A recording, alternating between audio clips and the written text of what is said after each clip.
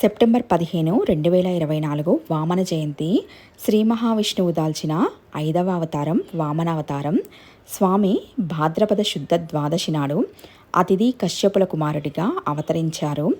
వామన జయంతిని విజయద్వాదశి, శుక్రద్వాదశి, వామన ద్వాదశి, శ్రవణ ద్వాదశి, మహాద్వాదశి అన్న పేర్లతో వ్యవహరిస్తారు. బ్రహ్మ తేజస్సుతో విరాజిల్లుతూ దండం, గొడుగు, కమండలం ధరించి వటువు వేషంలో బలిచక్రవర్తి దగ్గరకు వెళ్ళాడు వామనుడు. 3 అడుగుల నేల కోరి బలిచక్రవర్తిని భూమి లోపలికి తొక్కివేశాడని పురాణ కథనం. బలిచక్రవర్తి యొక్క విష్ణుభక్తికి సంతోషించి శ్రీహరి బలిచక్రవర్తిని సుతలలోకానికి రాజ్యాధిపతిగా అనుగ్రహిస్తాడు. నేను ప్రభువును, నేను దాతను అని గర్విస్తే ఫలితమిదేనని భగవద్గీత మనకు చెబుతుంది.